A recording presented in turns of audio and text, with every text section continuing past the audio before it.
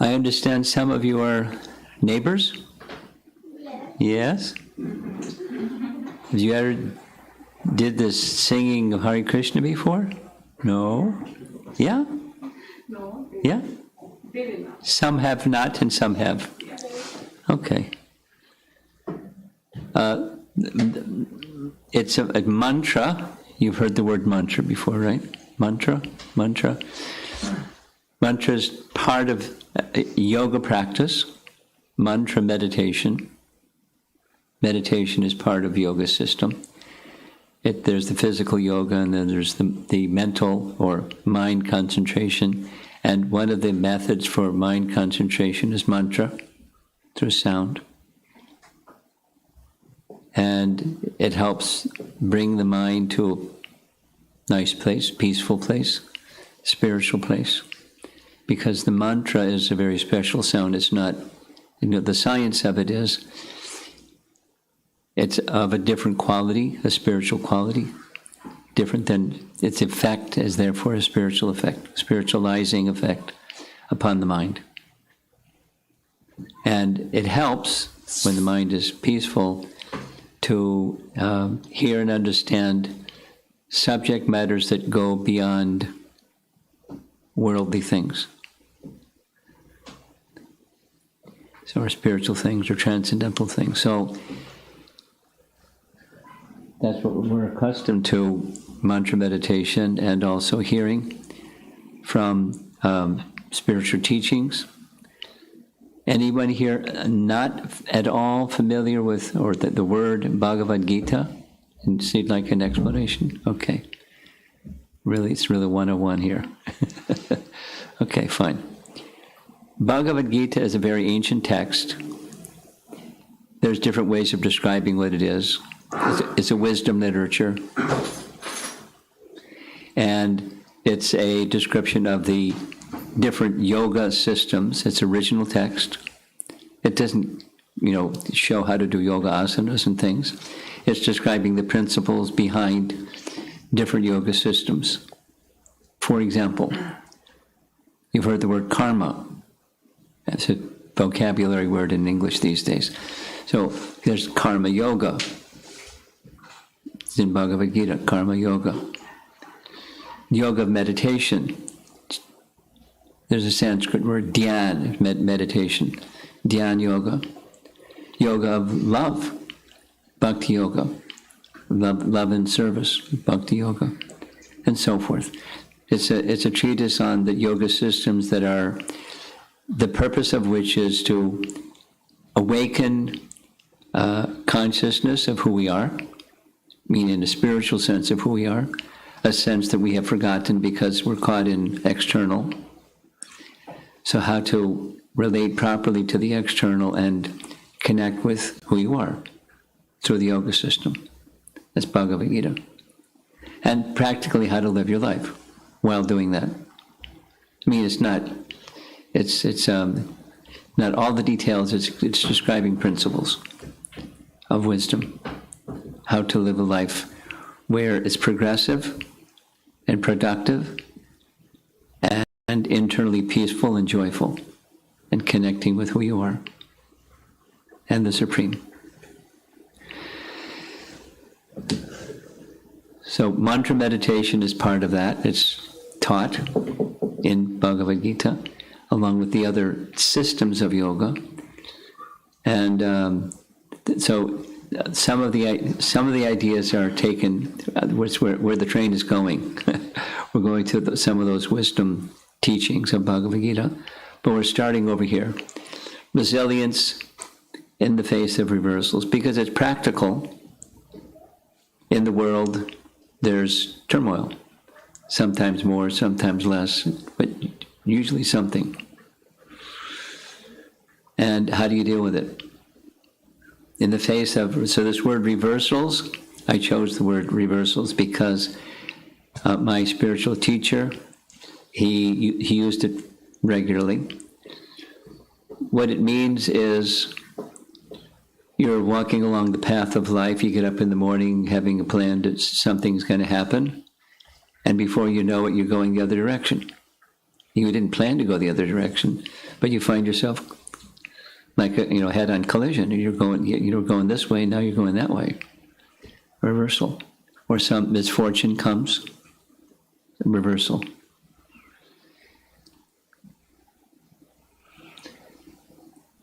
In life it happens, and in the face of those things that happen, how to have resilience.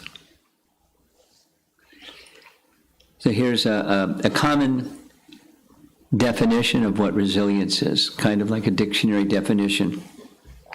The capacity to recover quickly from difficulties. Resilience. Toughness. So here's a picture of a tree that's being blown in the wind. And sometimes we get blown around by circumstance. And then there's some persons or some circumstances that break us, and some circumstances that we just bend. A very common example of resilience is a rubber band. You can stretch it. Of course, you can't stretch it unlimitedly, but if you stretch it, it's going to, after some time, go back to its prior shape. So that's resilience, elasticity. And in the way of living life, two qualities that help resiliency is simplicity and austerity. Now this is wisdom, teachings. Simplicity means, well, you can say the opposite of complexity. There are lots of opportunities for things. And a person whose heart is very simple, they don't need so many things. They need some things, but they don't need 6 of them. They need some things. And just keep it simple. You know the saying, keep it simple, stupid. So that's one idea of simple. Another idea of simple is you're honest. Simplicity, a person who is simple-hearted, they're very straightforward. They're not, duplicity is another opposite of simplicity, is duplicity, besides complexity. So this is a wisdom principle to live by. Be straightforward. Like the kids are not feeling so comfortable, so, they don't have to sit and feel uncomfortable. They look at mom and, shrug their shoulders. Mom knows what that means, so off they go. Fine. Straightforward. And, when we're interacting with nature and we're interacting with other people and circumstances, straightforward. Just like on our way in here, there was a big U-Haul truck blocking the driveway. We couldn't get in. And the driver waved at us and got in. It's just he backed in and moved out of the way. So it was very cordial. So it's, so simplicity and austerity. Austerity. Austerity can mean, but doesn't have to mean it hurts. Austerity means that something is a little uncomfortable, and you just, you accept it, you tolerate it. It's not a big deal, and you go on. Like just before coming here, I was in Austin, Texas. And it was, mid-September, and it was 100 degrees. And now in Chicago. Summer's over, right? So that's why I wore this shawl, because it's like, it's a little nippy out there. Anyway, so that's austerity. There's a higher principle than am I comfortable. The higher principle is what's really important to me is meaningful exchanges in relationships with others that want meaningful relationships. That's what's important. So you place how comfortable I am down here, and higher principles that are meaningful to you are up there. relationships are really important. Now, pardon me because you're newer, but here's two Sanskrit words. Shrishti and drishti, they sound alike. Shrishti means that's what's happening right now. Circumstances of life that are happening right now. Shrishti. Or it can mean, thank you, put it up here. It can mean creation.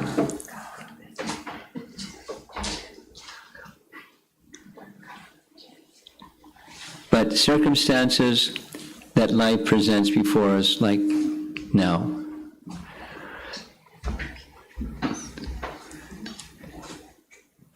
If we were in Texas, I would say, howdy.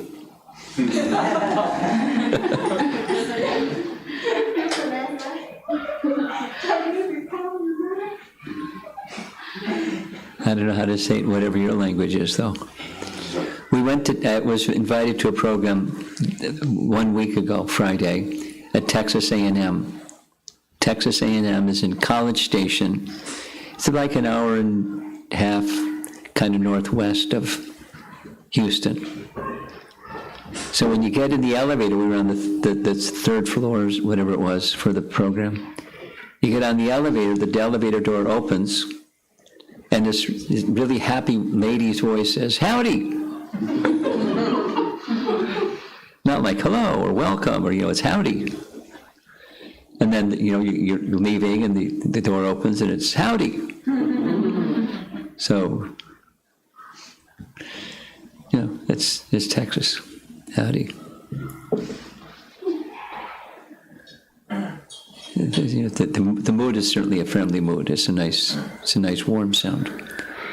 So, when circumstances are happening at the present time, that's shrishti. And drishti means how you see it, or how you perceive it.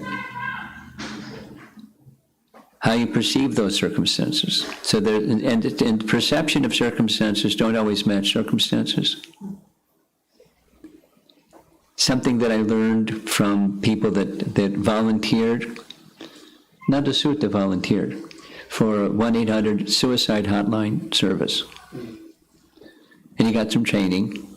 And one of the first things that happens when people call up the 1-800 suicide hotline is, ah! And that's how they're perceiving things. And then part of the training is what's really the circumstance. I mean, here's a classic.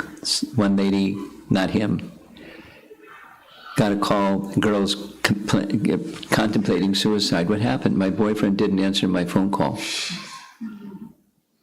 One. So the